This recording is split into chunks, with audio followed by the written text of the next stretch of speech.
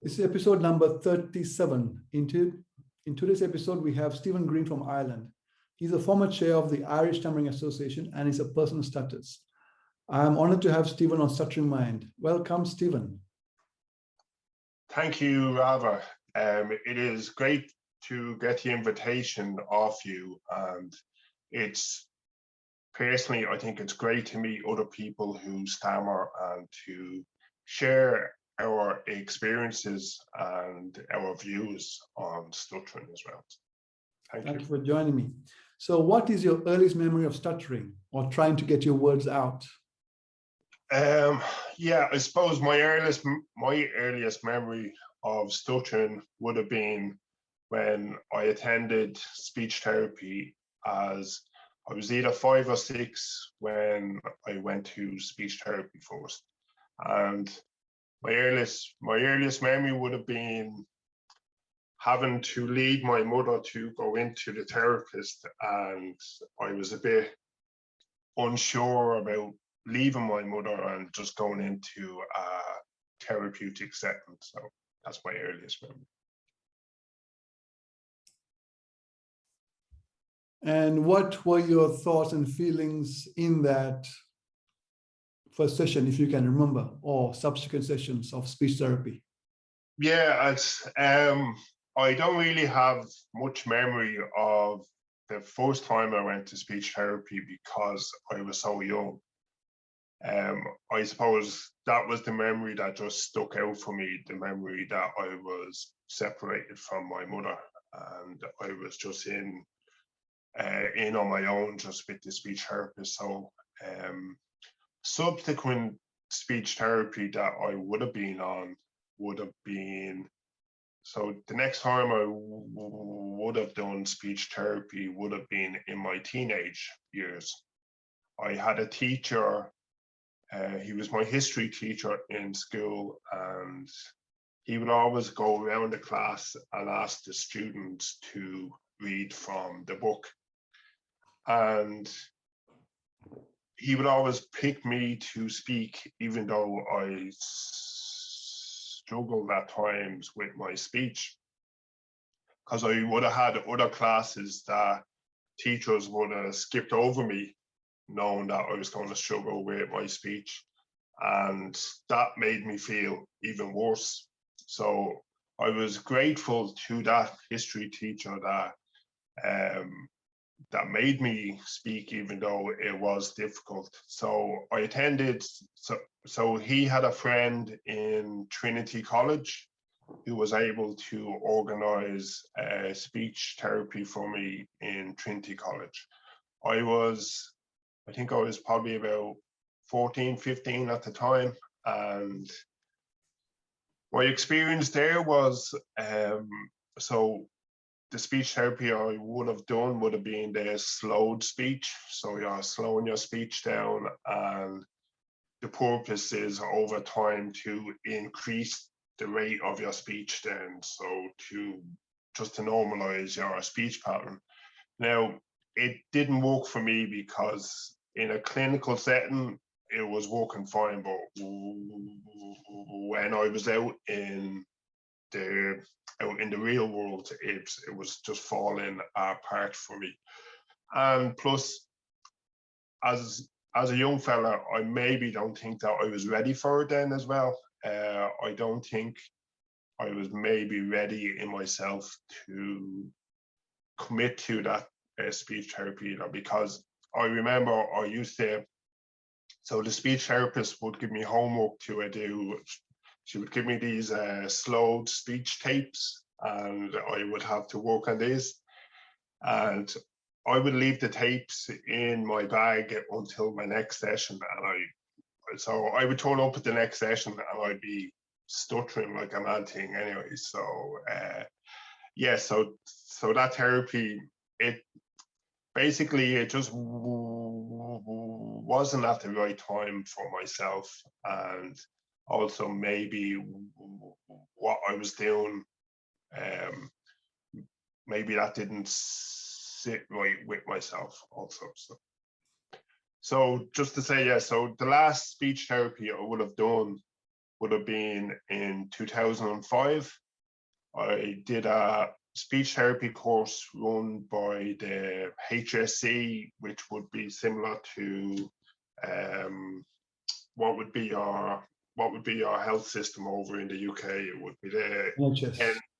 so similar to the NHS. So this was a residential speech therapy, a 5-day residential speech therapy run by 3 speech and language therapists, and it was a group therapy. And the 3 speech and language therapists were so they had an expertise in the field of stuttering. So, and the stuttering therapy we did was based on the avoidance reduction and stuttering modification. So it was all about the acceptance of your stuttering and being able to stutter openly. So I can say that that's the therapy that has really changed my life, because so I went from holding back and doing everything to try not to stutter to where I'm at now, is where I can be open about my stuttering. And the biggest difference for me, it isn't even just the speech, it's how I feel about my stuttering now. So I have managed to work on the feelings of guilt, shame, and not showing my authentic self. So now, so how I feel about my stuttering now is that, actually, I think the way I've talked about it previously would have been, stuttering will always be a part of me, but it won't be at the forefront of my mind. So it will always be there, but it will not be at the forefront of my mind. Okay, thank you. That's fantastic. I also did these slow speech tapes. My tapes were like this. The goldfish and the gerbil are said to make very good pets. Did you also do the goldfish and the gerbil tape? Yeah, I think there was, I think I remember that tape anyway. So. Fantastic. I've met yet another one who has gone through the Goldfish and Gerbil Witch magazine tapes. I'll have to add you onto my Christmas card list. Okay, cool. And like you, in the real world, there would be no way I would speak to a human being like this. But in speech therapy, I spoke exactly the way they wanted me to. And I didn't stutter. But in the real world, the avoidance ruled my life. Now I can have fun with the goldfish and the gerbil. But when I was 18, I was in a hospital for 2 weeks. It was a 2 weeks course, and that was what I practiced. And for 1 year, it went okay. I had a teacher, his name is Colin, and he had a stutter worse than I did, because I was trying my best not to stutter by using the techniques when I had to. Because we stutterers, a lot of us can speak perfectly well in certain situations with friends. There are some of us who stutter on every single word, every single time. So yes, thank you for sharing that. So I wanted to ask you, how did you work on your guilt and shame? How did I work on my guilt and shame? How I did that was, it was all about being able to be open about my stuttering. So I remember when I came off the course I did in 2005, I was back in my house and we had a group of friends over, and one of my friends was saying to me, she was saying, Stephen, like you were just glowing, like then there's this glow that is about you now. And she was saying that, and I think it's maybe because you're talking about your stuttering, and I can see this has lit a fire inside of you now, like, you know, this is your passion, you know. So I think, so how I worked on the guilt and the shame was the not holding back, being able to talk openly about my stuttering, and being able to stutter then. That has been a big thing as well. So like when I can do my voluntary stuttering, and even apart from doing the voluntary stuttering, even just stuttering, like, so letting the real stutters out then as well. So that you're able to create positive stuttering moments to negate the many negative stuttering moments that we would have had in our past, rather. Fantastic. And what examples could you give of positive stuttering moments that have negated those negative experiences? Yeah, so I suppose when I've always been a very sociable person, and I always enjoy talking to people and meeting people. And in the work I do, so I work with people with intellectual disabilities, and I work as a social care worker. So I remember coming off the course that I did, and I was involved with a drama group for people who have intellectual disabilities, and we put a show on in a theatre up in Dublin at the time, and I was the narrator for the show, and I was able to put in a few voluntary stutters when I was doing the narration of the show, and there must have been like a few hundred people there as well, like, so like this, so that was a very positive moment for myself as well. And stripping back on the avoidances that I would have done. So previously, prior to doing the therapy course that I did, a lot of the likes of the utility bills would have always been in my wife's names. So if there was any phone calls that had to be made, she was the one that would have made the phone calls to the likes of the phone company, the gas company, and so on. So I went about putting my name on certain bills then as well, and taking up that responsibility. So I suppose that's some of the examples that I would give. Fabulous, thank you. And as a chairman or former chairperson of the Irish Stammering Association, what were your duties and responsibilities? How long were you the former chairman? And how did that help you grow as a person who stuttered to become liberated?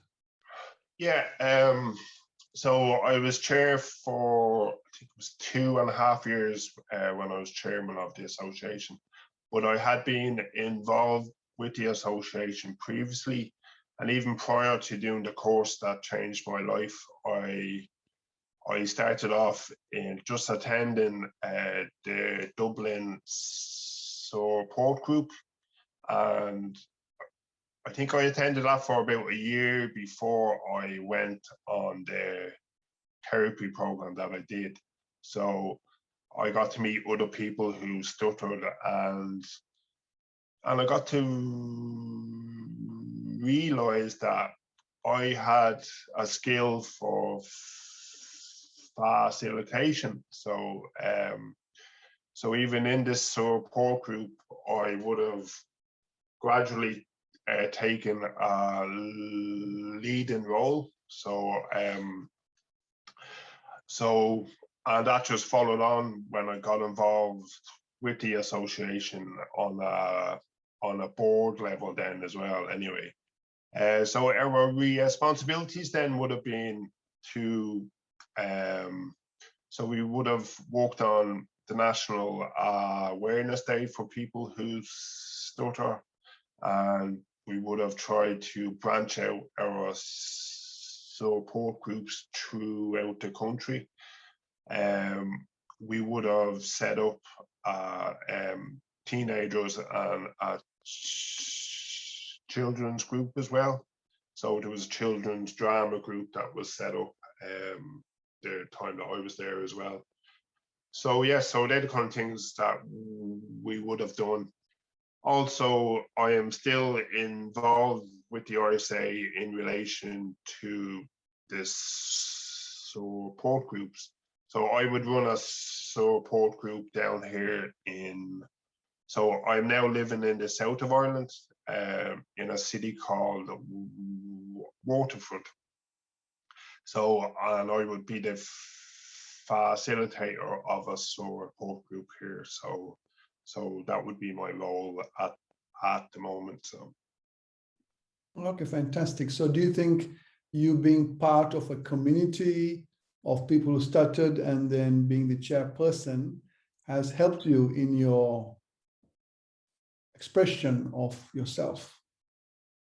Yeah, totally, because I really do believe that a person who stutters needs to be involved in a community of people who stutter to be able to navigate themselves through their stuttering journey. Because I think it's an important part if somebody maybe comes off a therapy program or now that is whichever therapy program that they decide to do, it is the follow-up that is so important to people who stutter then. So having a peer support group, I think, is vital, because one of the major things for people who stutter that come off a therapy program is the process of relapse. So because everybody goes through a relapse who stutters. So I think having a peer support group there to help you out, I think, is vital. So. Okay, and why do you think everyone has a relapse? And what is a relapse? So yeah, I think the relapse happens because if you're on a therapy program and you're in a therapy situation, it is different to the real world then as well. So when you come back out into a fluent world, I think it can be very hard to adjust. And so what you might have is you might have a few weeks or a couple of months where things are going really well because everything is still quite fresh in your brain and so on.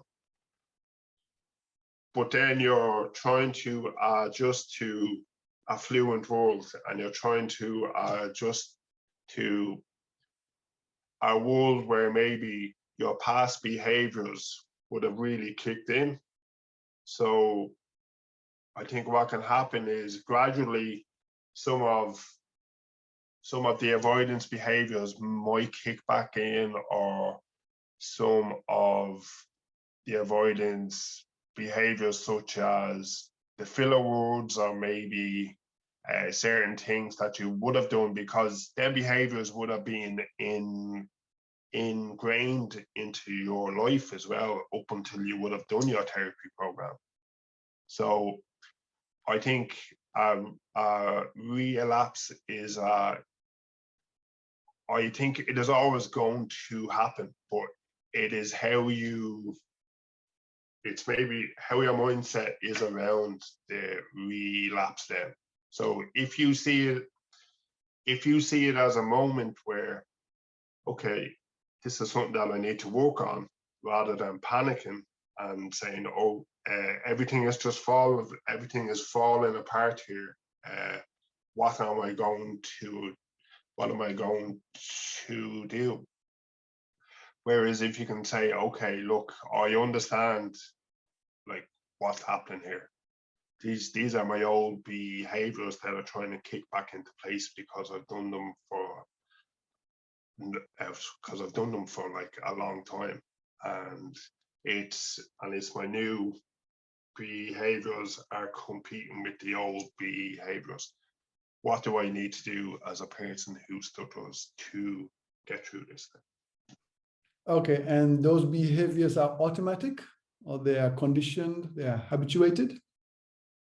The old behaviors.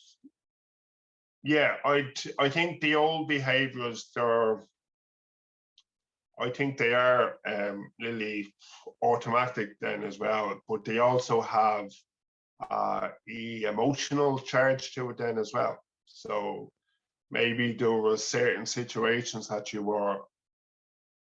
had a bad experience of your stuttering in. Maybe you've always stuttered in front of your boss, or maybe somebody that is in our authority, like, and so you have been on a therapy program and you know what you do, but yeah, you have this emotional side that has always had an association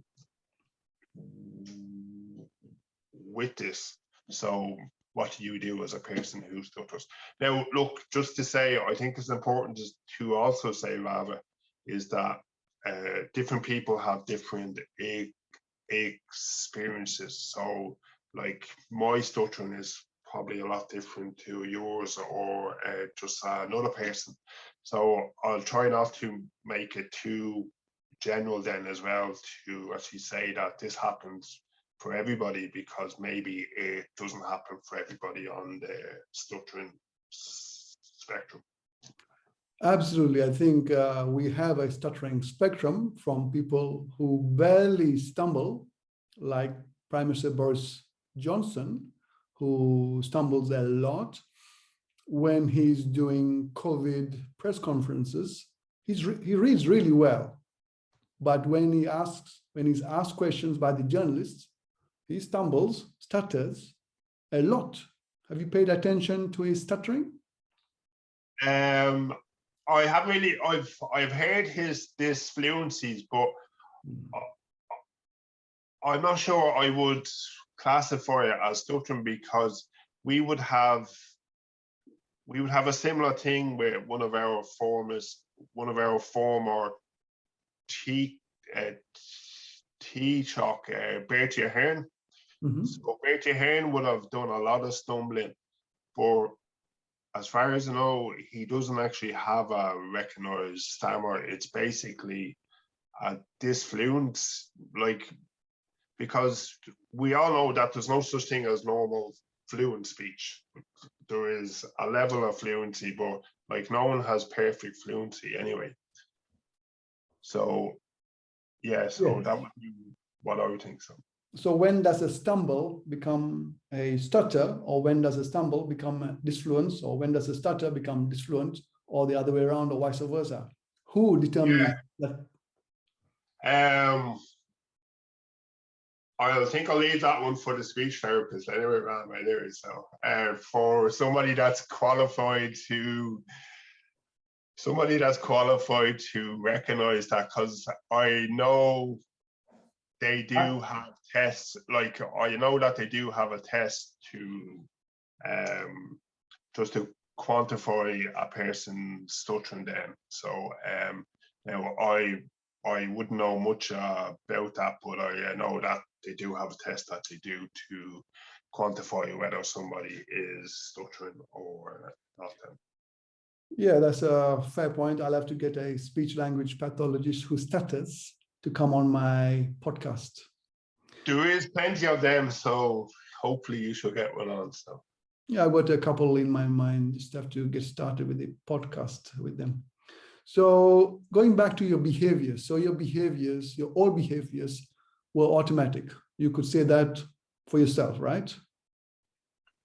Yeah. So can you explain in the sense of what you mean by automatic to me? So I meant you have a gorgeous looking girl at the bar, and you've had previous negative experiences of stuttering, holding back, avoiding, not going and seeing that girl or talking to that girl. You can see that girl from far away. You can stalk her for as much as you like, but actually going out and approaching, you have an approach avoidance conflict. Your mind wants to go and speak to this attractive lady at the bar, but based on your past experiences, your behaviors, you avoid. You don't go and approach that girl. And then the next week, next Friday night, down at the bar in Dublin, where it's quite loud and boisterous, the same thing happens. And it's a cycle pattern that keeps on going. Have you had that experience in your life? Because I have.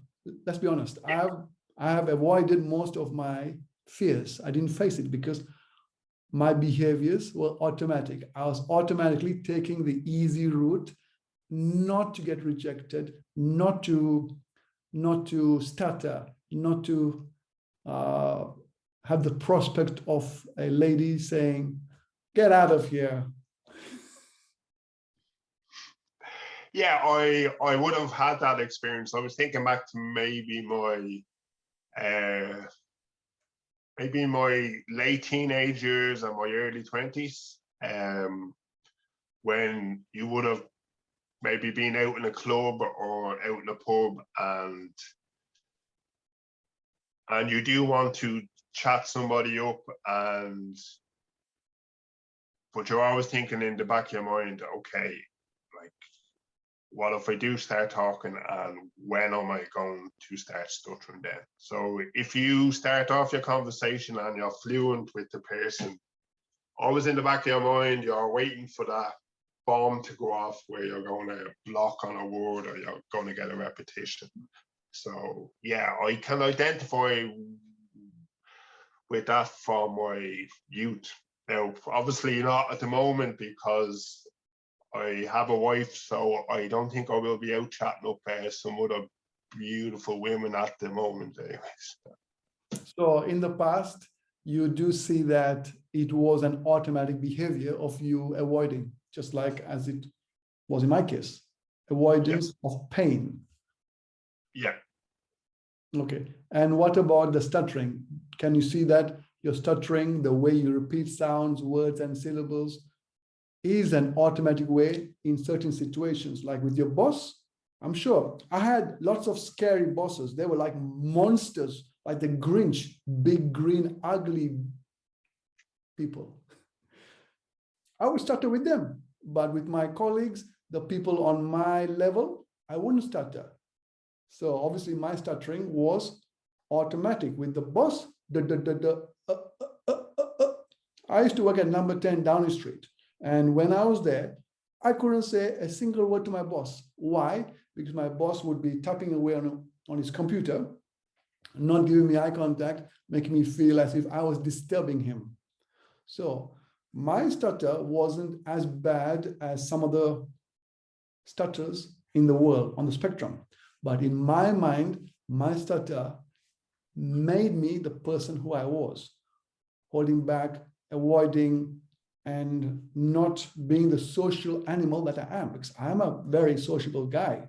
I was as a young boy, Then I slowly withdrew into my shell and became a monk. So what about your stuttering? Was it automatic in certain situations? Did it just happen unconsciously? Yeah, it would happen. Yeah, it was similar to me. So it would be similar with people that I would have viewed in maybe in positions of authority. My stuttering would have been worse. But it's quite situational also. It's so there are some days when I would stutter with my family quite a lot, but there's other days when I wouldn't stutter with my family quite a lot. So it really did vary though. And if there was days when I was feeling quite tired, I would be stuttering a lot more then as well. So it was kind of tied into maybe how I'm feeling physically also. But the psychological side to stuttering, I think it is quite a big one anyway, you know. So it's been able to walk through them things, I think, being able to come out the other side. So okay, I did a podcast with Dr. Christian Kell, who's a neuroscientist, and he wrote a paper on the brain repair stuttering, meaning the brain is neuroplastic. Did you have a chance to read the paper or listen to the podcast? no, sorry, Rava, I didn't get a chance to listen to that one yet. So okay, no worries. I'll let you listen to it and you can come back on another podcast and we can discuss that, because he tells the brain is neuroplastic, and just because you're an adult, it doesn't mean that your brain is going to suddenly freeze and not grow. You know, we have a brain that is always evolving. Obviously, if you have Alzheimer's or some stroke, that's a different matter. But in terms of a healthy adult of 47 years of age, 45 in my case, my brain is neuroplastic. I'm able to learn new skills, new things. So that being the case, if as people say that there is a neurological basis to stuttering, I'm no neuroscientist, but the reality is that the brain is neuroplastic, and I urge you to listen to the podcast or get the research paper and do the research yourself. And if you have any neuroscientists who are looking for projects to work on, you could suggest them to look more into neuroplasticity and the brain and stuttering, because it is said that 80% of young children stutter, right? And then they grow out of it. But we are the lucky or unlucky 20% who, for some reason, we have the stuttering pattern. But you can clearly hear yourself, Stephen, that your stutter isn't the same now, age 47, to when you were 14, 13, correct? So your brain is neuroplastic. You have evolved. You have been able to work on yourself, work on your stutter, and are able to communicate very effectively. yeah, like I suppose, look, I will have to look up on neuroplasticity because I wouldn't know much about it. But like what I do know is that, well, what I believe as a person is that there is a neurological side to our stuttering, and there is a side that's to do with our genes, and there's a psychological element to our stuttering and how we react to our stuttering and our environment. So, and look, they are still finding out stuff about stuttering anyway. So, and I think that there's a lot more. Now I think there's great work being done by some of the genealogists at the moment. I don't know if you had the chance to listen to, I think it's Shelley Jo Craft on the Schneider Speech podcast. Shelley Jo is a genealogist that is looking into the stuttering genes. It's quite a good one. But look, I can only speak from my own experience, and from what has worked for me is being, so I've gone from that teenager that was finding it very difficult to show his true self and to be able to be open about my stuttering. And I've been able to go down, like, now this is only my personal journey. So my personal journey is from not being able to talk about my stuttering to talking about my stuttering now, and getting to the stage where it's okay to talk about it, and it will always be part of me. But as you can see, I can be an effective communicator even though I'm still stuttering. Like, you will still see me stuttering, and I don't think I have any issues when it comes to the issue of communication. Because in my also as part of my job that I do, I would also be a staff trainer. So I would train staff in relation to the management of challenging behavior. So I would do this in a classroom setting. So we could have from maybe 10 to 23 staff members, and we would do a classroom setting, and we would go through all the theory on the management of challenging behavior. So that would involve quite a lot of speaking and interaction with the people that we are working with. And I stutter during these presentations, and it just hasn't been an issue for me. Like, so I think I've been able to show to myself that I can be just as good as a communicator as anyone else, even though I'm still stuttering. Fantastic, fantastic. Thank you. So in terms of your stuttering, what percentage could you attribute to psychological and neurological? I think the foundation is, now this is my own belief anyway, so this is just what I believe. So I believe I had a predisposition to stutter. So it was a neurological, and it was in my genes.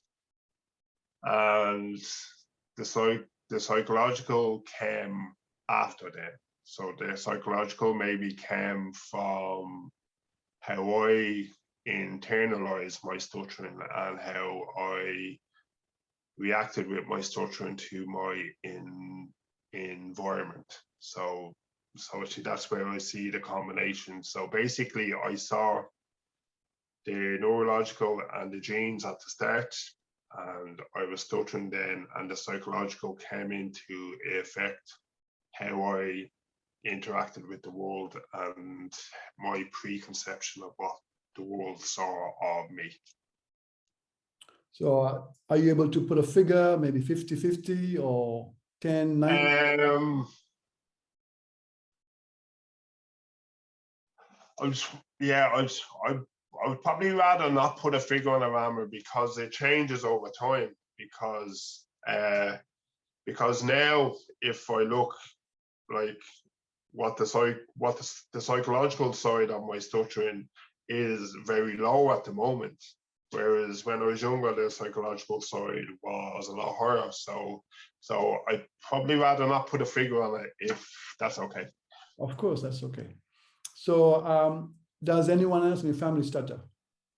Yeah, I think I have an uncle who stutters. Now, we've never really talked about it, but I think I do have an uncle who stutters. And it's quite interesting, because one of my younger brothers, he would be, I think he's 10 years younger than me, and he would tell me that he would substitute words, but he has none of the emotional baggage that comes with stuttering. So he would say, he would tell me, look, it doesn't happen often, but there's sometimes that I do get stuck and I would substitute words. But he would never had that emotional baggage that I had with my own stuttering,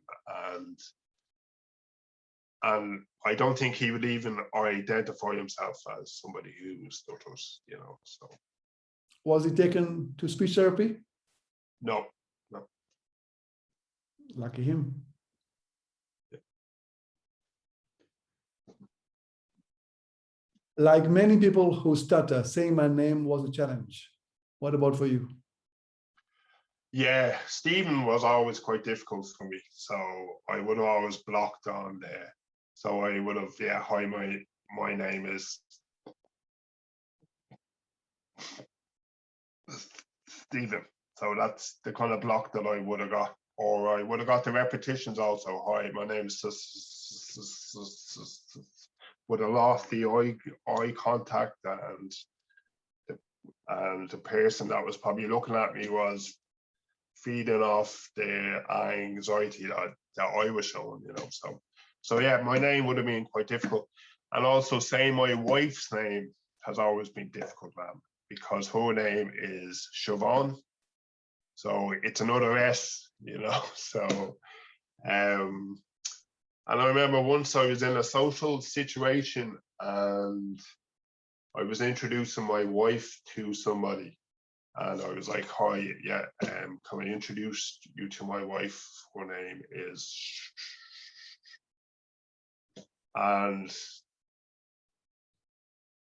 And then I remember one of the guys was saying, did you forget your wife's name? And I was like, have to say, I was ready to knock him out, but I was able to keep my calm and move on, So you and I both experience problems saying our names. So does that mean it's psychological? There's a psychological component to it, man. I think there is a psychological side to it, to go in conjunction with the other sides that we talked about.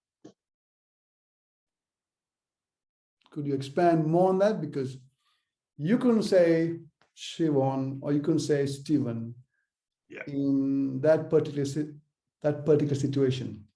So growing up, when you were a teenager, did you practice reading out aloud in your own room? Did you practice speaking out aloud in your own room? And how was it? Yeah, no, I was never one for practicing on my own. Neither was I. I was a lazy stutterer. Never practiced.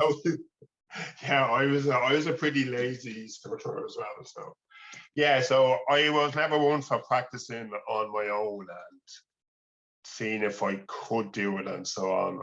I just was like, okay, this is a struggle that I have, and I'm going to struggle through it until maybe I find something that will help me. So okay, yeah, no, sorry, just to answer your question then. So do I see it as a psychological? I don't see it as just a psychological thing. I can understand what you're saying about, yeah, so there were certain situations when I couldn't say my wife's name, Siobhan. Like even there, like, oh, I got a proper block there. And so, but there's other situations when I can say it fine. But I think that's the situational nature of stuttering, though, Rama.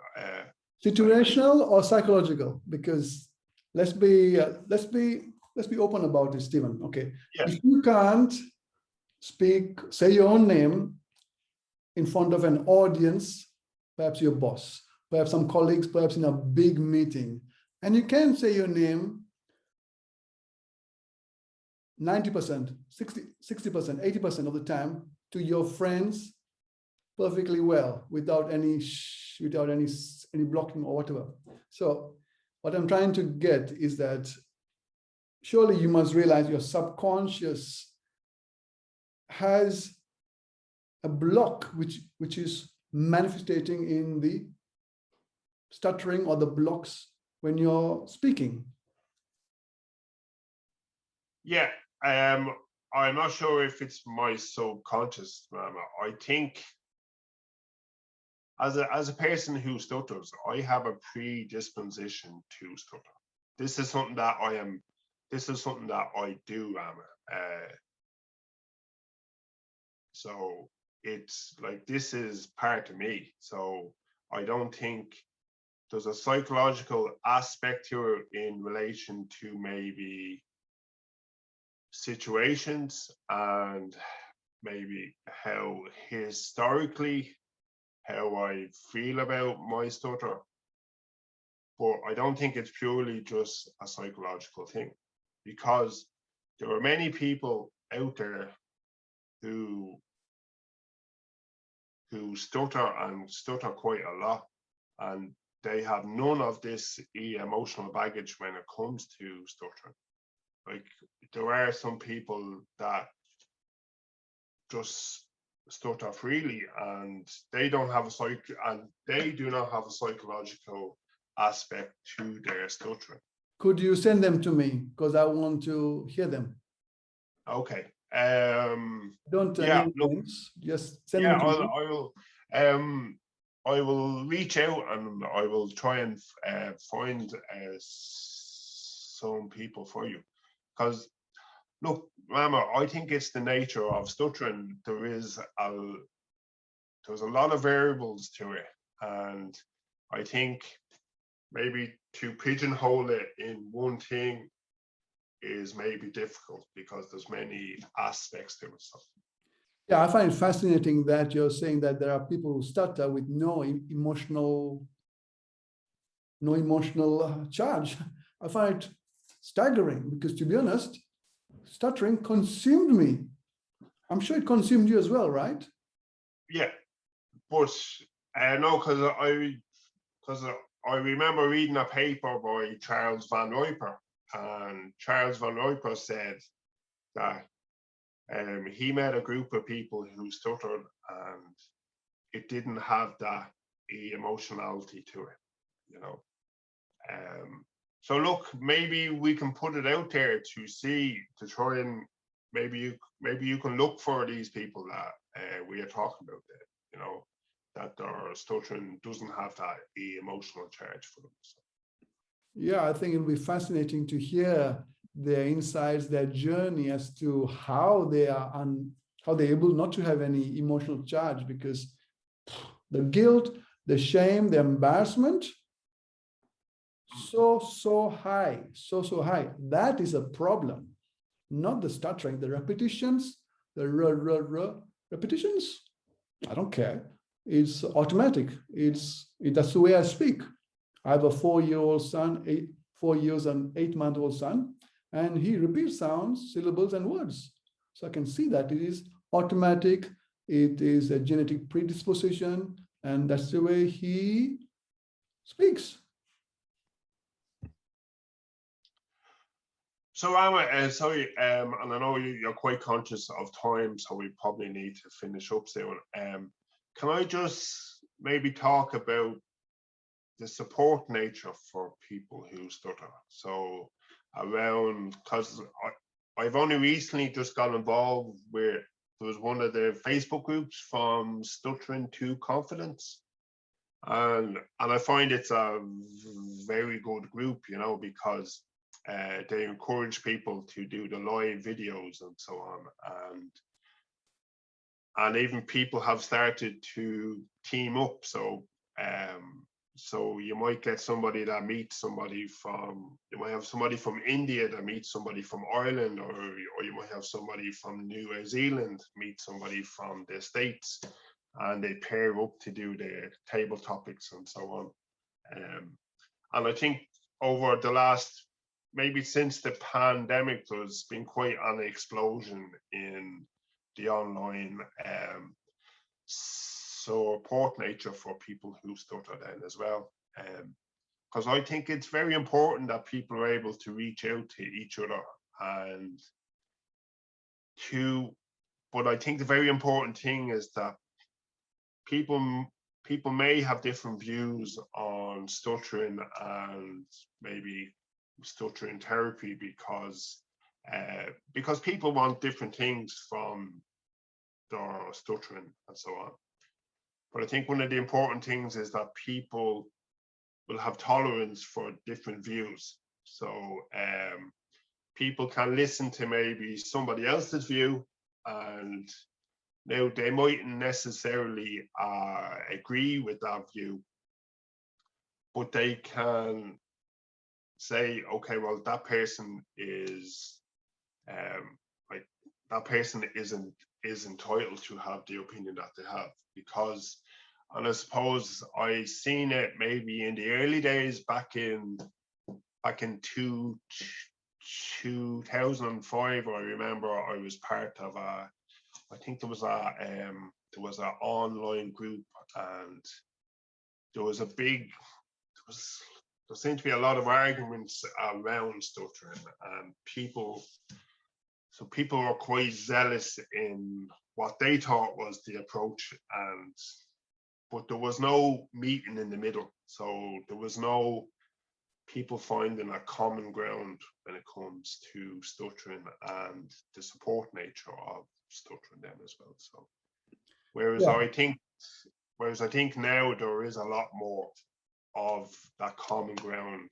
So I think people need to build on that support nature of stuttering. I was just wondering, what is your opinion on that? Yeah, absolutely. I mean, I love the group which Lois Cookie Green started in From Stuttering to Confidence. It's an amazing group where people are encouraged to stutter out loud.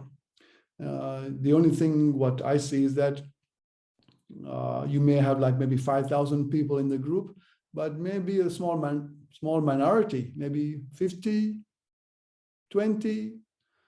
So a lot of people just go to the group, but they don't participate, or they don't actually do live videos or do any videos. They don't contribute in terms of actually speaking, because to be honest, we all need to practice. So when I said I was a lazy stutterer, I was telling the truth. I didn't practice.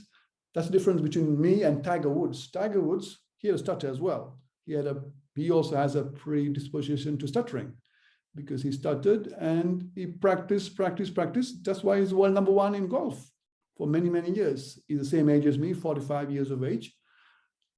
I think we definitely do have a predisposition to stuttering, but with the right mentality, with the right mindset, with the right techniques for us, if you're able to stutter out aloud, because if I had been able to speak like this in the real world with my attractive teenage classmates, who are girls, attractive girls, teenage classmates, then I would have been free, man. I would have been free, but because in my own mind, I couldn't stutter. I wouldn't stutter. I couldn't use whatever techniques, because you know what? If I speak like this, if you go to one word per breath, you can get the words out. I don't care. You may have a predisposition to stuttering. This might be different to the person thinking, and I respect their views. Their beliefs will and have formed their lives. Your beliefs form your life, okay? If you're able to evolve your beliefs, transform your beliefs to realize that you're not just a human being, you're a spiritual being having a human experience. You're in fact light consciousness having a human experience on this planet Earth. The thing which I share with everyone that I meet, you're on a planet Earth. You're in Ireland, I'm in the UK.